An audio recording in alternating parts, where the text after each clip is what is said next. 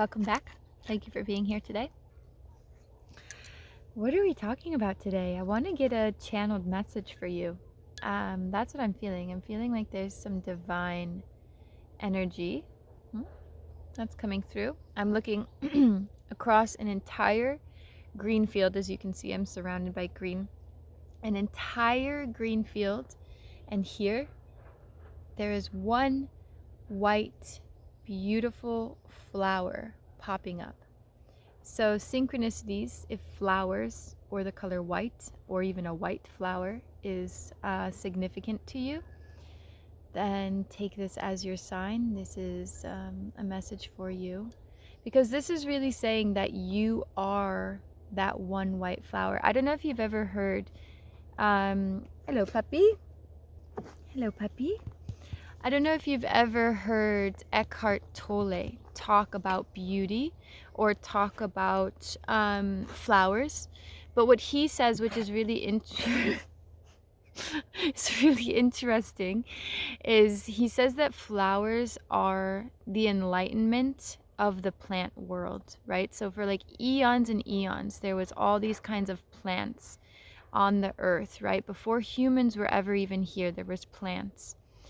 And the enlightenment of the plants was to create a flower. The flower is the closest essence to the divine in plant form, essentially, is what Eckhart Tolle said. Now, I'm paraphrasing, of course. I'm putting it into Serena words, which, hi, if you don't already know, I'm Serena. I'm one half of Life After Union. We are two twin flames. We make videos for other twin flames, for people in search of their divine or conscious relationships, and people on a spiritual awakening path. So if you found this video, there's obviously some message in here for you.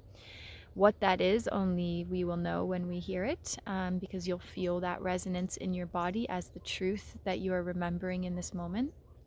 But that being said, going back to the flower, that you are, that you are surrounded by people in your life right now that may not understand what you are moving through. They may not get it, okay? And they may not, here's the important thing, and this is where a lot of sadness and a lot of grief comes in, especially with our families. They might not ever get it, okay? You can't take them with you on your journey. They're on their own separate journey, and you don't actually need them to get it for you to move forward on your journey. So a lot of times we spend so much time trying to convince other people of what we're doing or how we see things or what we're going through, that we actually, and I'm seeing now for the first time, so I'll finish this thought, we actually lose the point of our own journey, which is to discover more of ourselves, not to drag other people along with us. And so what I'm actually seeing now, which is actually literally happening in real time as I'm saying this, there's the white flower over there, and then way in the distance I can see another white flower, and it's like a baby white flower.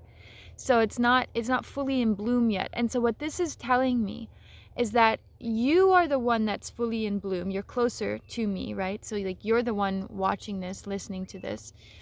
But there is somebody else, maybe they're not in your life right now, maybe this is more metaphorically speaking, like you are blooming first. You are going through the hard stuff first. You are moving through the lessons first, so that the other ones have a blueprint that they can follow, right? So you're somebody that's maybe a leader, maybe you're somebody that's just traversing a really new path. So you're coming up against lots of hurdles, lots of battles, lots of inner demons, lots of collective shadow, collective wounds. And there's a reason for that. You're not suffering just to suffer. You're suffering because you came here and you agreed that you were strong enough to do all of this, so that the other flowers who are also growing and wanting to bloom can bloom with an idea of, aha, that's what it looks like to bloom. Now, they might not follow your exact path, right? They might not be doing the same career you're doing. They might not be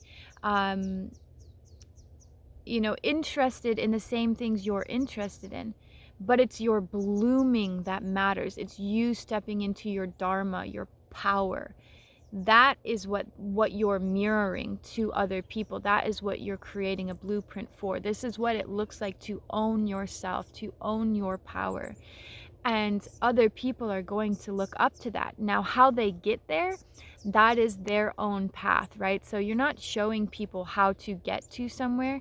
You're showing people what it looks like to embody the bloom, okay? So you are embodying the bloom. And that's the message that's coming in strongly. And when you, okay, so here's the other message. When you embody the bloom, what ends up happening is you open yourself up to being available in a whole different type of way, right?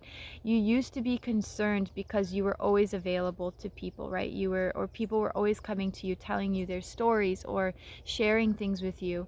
And so you used to get concerned about this because it would drain your energy, right?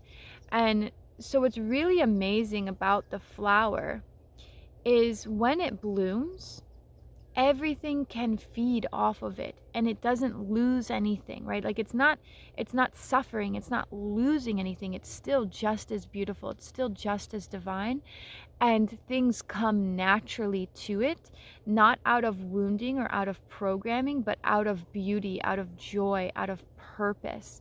Like when the flower blooms, it serves a very important purpose, and the same is true for you.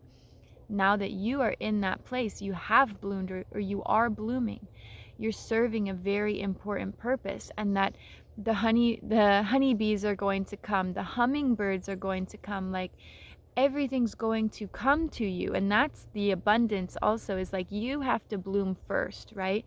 The flower doesn't wait and say like, oh well, when I have enough money, then I'll bloom.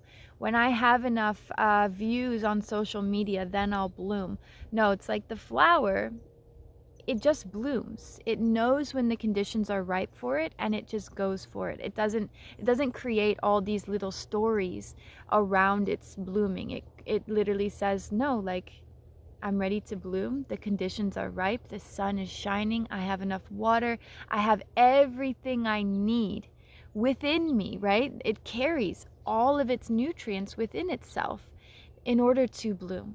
And the same is true for you. You have everything you need within yourself, that everything outside of you is just a reflection of that inner beingness, right? So when you do bloom, if you haven't already, or you're on the process, or you have, that blooming naturally brings in everything that it possibly could, right? You don't have to worry anymore, and that's where you're headed. You're headed out of a state of worrying, out of a state of scarcity, out of a state of limitation.